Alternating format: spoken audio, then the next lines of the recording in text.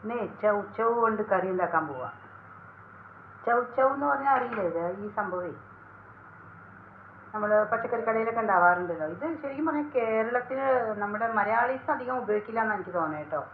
തമിഴ്നാട്ടിലാണ് ഇത് കൂടുതലും ഇതിൻ്റെ ഒരു കൂടുതൽ ഇങ്ങനത്തെ ഇതിൻ്റെ കറികൾ വെക്കുന്നത്. ഇതിൻ്റെ ഈ തൊണ്ടില്ലേ, ഈ തൊണ്ട് ഇങ്ങനെ ഉള്ളിയും സവാളയും ഉള്ളി എല്ലാം കൂടിയിട്ട് വഴറ്റി ചമ്മന്തി അരയ്ക്കും. പക്ഷെ ഞാൻ അതൊക്കെ കളയും കേട്ടോ. കാരണം ഈ പറഞ്ഞ പോലെ അതിലും ഇനി വല്ല വിഷമൊക്കെ ഉണ്ടോ ആർക്കറിയാം. അത് കാരണം തൊണ്ടൊന്നും എടുത്തിട്ടുള്ള പരിപാടിയൊന്നുമില്ല. ചില ദിവസം തോന്നും ഒന്നും ഉണ്ടാക്കിയാൽ നല്ല കാണുമ്പോൾ നമുക്ക് അറിയാൻ പറ്റും. ഞങ്ങൾ കഴിഞ്ഞ പ്രാവശ്യം വയനാട് പോയപ്പോൾ അവിടെ ഞങ്ങളൊരു ബന്ധുവിൻ്റെ വീട്ടിൽ പോയതാണ്. അവിടെ എന്തോരം ഇത് ഉണ്ടാക്കി കിടക്കണേന്ന് അറിയാം. ഇങ്ങനെ പഴുത്ത് കിടക്കാണ്, ആർക്കും വേണ്ടാതെ കിടക്കുക. ഞാൻ അതിൽ നിന്ന് കുറേയൊക്കെ പറിച്ചുകൊണ്ട് വന്നു. പക്ഷെ ചുമന്നുകൊണ്ട് വരണ്ടേ വയനാട്ടിൽ നിന്ന് ഇവിടം വരെ. എന്നാലും ഒരു ആഗ്രഹം. ഇത് പരിപ്പിട്ട് വെച്ച് കഴിഞ്ഞാൽ നല്ല കേട്ടോ.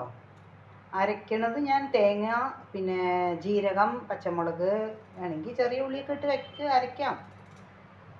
നല്ലതാണ്. പരിപ്പൊക്കെ ഇട്ട് ചേർക്കുമ്പോൾ നല്ലൊരു ടേസ്റ്റ് ഉണ്ടാവും കേട്ടോ. നമ്മൾ വെള്ളരിക്കൊക്കെ എടുക്കണില്ലേ അതുപോലെ തന്നെ. പക്ഷേ ഇതുകൊണ്ട് മോര് കറി ഉണ്ടാക്കുമോ എന്ന് എനിക്കറിയില്ല കേട്ടോ. അതൊന്നും ഞാൻ ഉണ്ടാക്കിയിട്ടില്ല. ഓലൻ ഉണ്ടാക്കാം, നല്ലതാണ്. നമ്മൾ കുമ്പളങ്ങ മത്തങ്ങയൊക്കെ ചേർത്ത് ഓലൻ ഉണ്ടാക്കില്ല, അതുപോലെ ഇത് തേങ്ങാപ്പാലൊക്കെ ഒഴിച്ചിട്ടുണ്ടാക്കിയാൽ അതും നല്ലതാണ്. അപ്പോൾ ഇത് വേഗം തൊണ്ട് കളഞ്ഞ് ഞാൻ ഈ കുക്കറിൽ പരിപ്പും ഇതെല്ലാം കൂടി ഒന്നിച്ചങ്ങോട്ട് വെക്കാൻ പോവുക. വേഗം ജോലി തീരുമല്ലോ. അപ്പോൾ ഇതൊക്കെ കട്ട് ചെയ്യട്ടെ കേട്ടോ. കട്ട് ചെയ്തിട്ട് ഞാൻ കാണിച്ചു തരാമേ. കുക്കറിൽ ഞാൻ അവിടെ പരിപ്പ് വേവിക്കാൻ വെച്ചു കേട്ടോ. ഇത് ഞാൻ സെപ്പറേറ്റായിട്ട് വേവിക്കാമെന്ന് വിചാരിച്ചു. കാരണം എനിക്കൊരു സംശയം, കുഴഞ്ഞു പോയാലോ എന്നൊരു പേടി. വേവ് കൂടിപ്പോയാലും അതൊരു സുഖം ഉണ്ടാവില്ലല്ലോ. അപ്പോൾ ഇത് വേകട്ടെ. അത് കഴിഞ്ഞിട്ട് നമുക്ക് ബാക്കിയൊക്കെ ചേർക്കാം. കുക്കർ ഓഫ് ചെയ്ത് കഴിഞ്ഞു കേട്ടോ. ഇനി നമ്മുടെ കറിയിൽ മഞ്ഞൾപ്പൊടി ചേർക്കണ്ടേ. മഞ്ഞൾപ്പൊടി ഉപ്പൊക്കെ ഒന്ന് തിളച്ച് കഴിഞ്ഞിട്ടാണ് കേട്ടോ ഞാൻ ചേർത്തത്. ആദ്യം തന്നെ ചേർക്കാമായിരുന്നു. ഉപ്പും കൂടി ചേർത്തേക്കാം.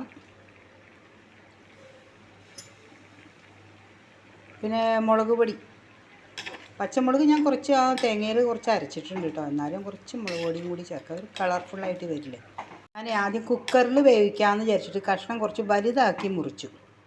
പിന്നെ എനിക്ക് തോന്നി അത് ചിലപ്പോൾ ഇനി ഒരുപാട് കുഴഞ്ഞു പോകുമെന്ന്. ഇപ്പോൾ കണ്ടില്ലേ, കഷ്ണം കുറച്ച് വലുതായിട്ട് ഇരിപ്പുണ്ടല്ലേ. സാരമില്ല, നമുക്ക് ഇടയ്ക്ക് ഇതൊന്ന് വെന്ത് കഴിഞ്ഞിട്ട് ഇതുപോലെ ഇങ്ങനെ ഉടച്ചു കൊടുക്കാം.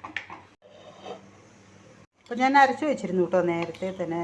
നാളികേരവും ജീരകവും ഒരു പച്ചമുളകും വെച്ച് അരച്ചു. ചെറിയ ഉള്ളി ചേർത്തില്ല കേട്ടോ. ഉള്ളി വേണമെങ്കിൽ ചേർക്കാമെന്ന് വിചാരിച്ചു, പിന്നെ തോന്നി വേണ്ട. അപ്പോൾ അതിൻ്റെ ആ ടേസ്റ്റ് അങ്ങോട്ട് മാറും. ഉള്ളിയുടെ ടേസ്റ്റ് അതിൽ എടുത്ത് കാണിക്കും. അത് കാരണം ഉള്ളിയൊന്നും ചേർത്തില്ല.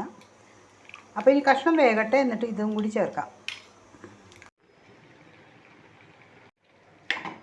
അപ്പോൾ കഷ്ണമൊക്കെ നന്നായിട്ട് വെന്ത് കഴിഞ്ഞു. ഇനി നമുക്ക് അരപ്പും കൂടി ചേർക്കാം.